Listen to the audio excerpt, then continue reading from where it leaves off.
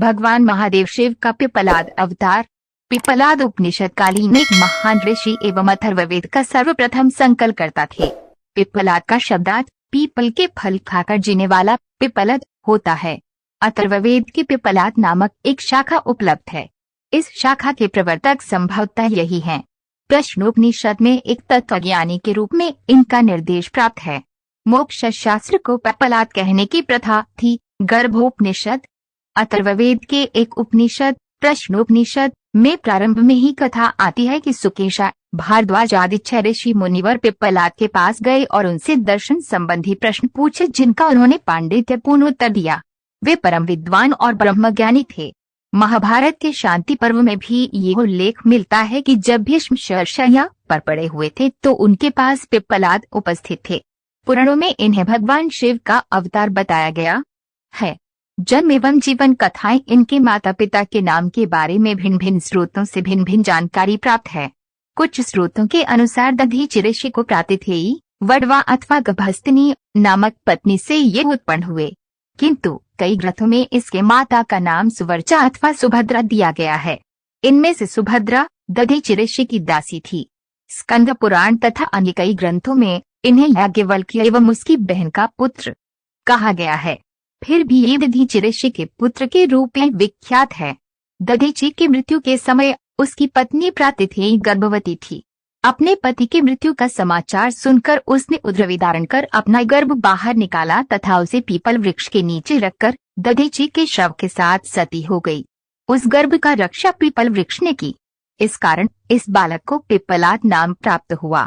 पशु पक्षियों ने इसकी रक्षा की तथा सबने इसे सारी विद्याओं में पारंगत कराया। बाल्यकाल में मिले हुए कष्टों का कारण शनि को मानकर इन्होंने उसे नीचे गिराया। त्रस्त होकर शनि इनकी शरण में आए। इन्होंने शनि ग्रह को इस शर्त पर छोड़ा कि वे 12 वर्ष से कम आयु वाले बालकों को कष्ट न दे। कई ग्रंथों में 12 वर्ष के स्थान पर 16 वर्ष का निर्देश भी प्राप्त है। इसलिए आज भी शनि की पीड़ा से छुटकारा पाने के लिए पिपलाद, गाधे एवं कौशिक ऋषियों का स्मरण किया जाता है। एक बार अपने पिता पर क्रोधित होकर इन्होंने एक कृत्या निर्माण कर उसे याज्ञवल्क्य पर छोड़ा। याज्ञवल्क्य शिव की शरण में गए, जिन्होंने इस कृत्या का नाश किया तथा याज्ञवल्क्य एवं पिपलाद में मित्रता स्थापित कराई। यही कथा ब्रह्म पुराण में कुछ अलग ढंग से दी गई है। अपनी माता पिता की मृत्यु का कारण देवताओं को मानकर उनसे बदला लेने के लिए इन्होंने शिव की आराधना की तथा एक कृत्या का निर्माण करके इसे देवों पर छोड़ा।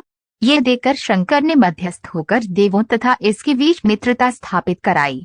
बाद में अपनी माता पिता को देखने की इच्छा उत्पन्न होने के कारण देवों ने स्वर्ग में इन्हें दधीचि के पास पहुंचाया। दधीचि इन्हें देखकर प्रसन्न हुए तथा इससे विवाह करने के लिए आग्रह किया। स्वर्ग से वापस आकर इसने गौतम की कन्या से विवाह किया। एक बार जब ये पुष्पभद्रा नदी में स्नान करने जा रहे थे, तब वहाँ अंद्रण्य राजा की कन्या पद्मा को देखकर इन्होंने उसकी मांग की। शाप भय से अंद्रण्य राजा ने अपनी कन्या इसे प्रदान की। पद्मा से इनके 10 पुत्र हुए। एक बार जब ये अपनी तपस्या में निमग्न थे, तब वहाँ कुलासुर आकर इनका ध्यान भंग करने के हेतु इन्हें पीड़ित करने लगा। तत्काल इनके पुत्र काहोड ने कृत्या का निर्माण करके उससे कुलासुर का वध कराया। इसी से इस स्थान को पिपलाद तीर्थ नाम प्राप्त हुआ। पिपलाद संहिता अथर्ववेद की कुल 2 संहिताएं उपलब्ध हैं, जिनमें से एक की रचना शौनक ने की है एवं दूसरी का रचिता पिपलाद है। पिपलाद विरचित अथर्ववेद की संहिता पिपलाद संहिता नाम से प्रसिद्ध है। श्रीमद्भागवत में वेदव्यास की शिष्य परंपरा उल्लिखित है। वेदव्यास ने अथर्ववेद संहिता अपने शिष्य सुमंतु को दी। पिपलाद सुमंतु के शिष्यों में आते हैं। पिपलाद संहिता 20 कांडों की है तथा उस संहिता का प्रथम मंत्र शन्नो देवी है। डंडा पतंजलि के व्याकरण महाभाष्य में एवं ब्रह्मज्ञानांतर्गत तर्पण में इसी मंत्र का उद्धरण प्राप्त है। व्हिटनी के अनुसार पिपलाद संहिता में शौनक संहिता की अपेक्षा ब्राह्मण पाठ अधिक है तथा अभिचार आदि कर्म भी अधिक दिए गए हैं।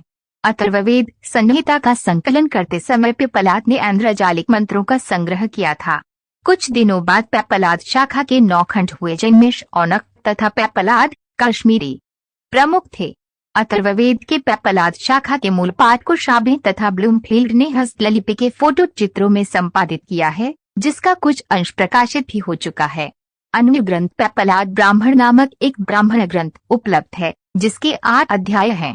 इसके अतिरिक्त पिप्पलाद श्राद्ध कल्प एवं अगस्त्य कल्पमूत्र नामक पिप्पलाद शाखा के और 2 ग्रंथ भी उपलब्ध हैं। प्रश्नोपनिषद अथर्ववेद का एक उपनिषद है। सुकेशा भारद्वाज, शैव्य सत्यकाम, सौरेणी गार्ग्य, कौसल्य, आश्वलायन, भार्गव वैदर्भी तथा कबंधिन कात्यायन आदि ऋषि ब्रह्म ज्ञान प्राप्त करने के लिए पिप्पलाद के पास आए थे। उन्हें 1 वर्ष तक आश्रम में रहने के बाद प्रश्न पूछने की अनुज्ञा प्राप्त हुई। उन्होंने जिस क्रम से प्रश्न पूछे वह ब्रह्म ज्ञान के स्वरूप को समझने के लिए पर्याप्त है। कबंधिन कात्यायन ने प्रथम प्रश्न किया, किस मूल तत्व से सृष्टि पैदा हुई? पिप्पलाद ने कहा, प्रजापति ने रई, अचेतन एवं प्राणों चेतन के मिथन से सृष्टि का निर्माण किया। भार्गव वैदर्भी ने दूसरा प्रश्न किया, उत्पन्न सृष्टि की धारणा किन देवताओं द्वारा होती है? पिप्पलाद ने उत्तर दिया, प्राण देवता द्वारा सृष्टि की धारणा होती है। कौसल्य आश्वलायन ने तीसरा प्रश्न किया, प्राण की उत्पत्ति कैसे होती है? पिप्पलाद ने उत्तर दिया, आत्मा से। सौरायणी गार्ग्य ने चौथा प्रश्न किया, स्वप्न में जागृत तथा निद्रित कौन रहता है? उत्तर मिला, निद्रा में आत्मा केवल जागृत रहती है, शेष निद्रा में विलीन हो जाते हैं। शैव्य सत्यकाम ने 5वां प्रश्न किया, प्रणव का ध्यान करने से मानव की इच्छा कहाँ तक सफल होती है? उत्तर मिला, सदैव प्रणव ध्यान करने वाला मनुष्य आत्मज्ञान प्राप्त कर अमरता को प्राप्त होता है। सुकेशा भारद्वाज ने 6ठा प्रश्न किया, वशष्कल पुरुष परमात्मा का रूप क्या है? पिप्पलाद ने उत्तर दिया, वह हर एक व्यक्ति के शरीर में निवास करता है, जिसके कारण वह सर्वव्यापी है। बहती गंगा जिस प्रकार समुद्र में विलीन हो जाती है, उसी प्रकार समस्त सृष्टि उसी में विलीन हो जाती है। केवल पुरुष शेष रहता है। इस ज्ञान की प्राप्ति पर मानव को अमरता प्राप्त होती है, वही पर ब्रह्म है। मित्रों, अगर आपको ये जानकारी पसंद आई हो तो हमारे चैनल के साथ बने रहिए और आपका साथ और प्यार मिलता रहे, इसलिए हमारी वीडियो को लाइक, शेयर और चैनल को सब्सक्राइब अवश्य कीजिए। राधे राधे।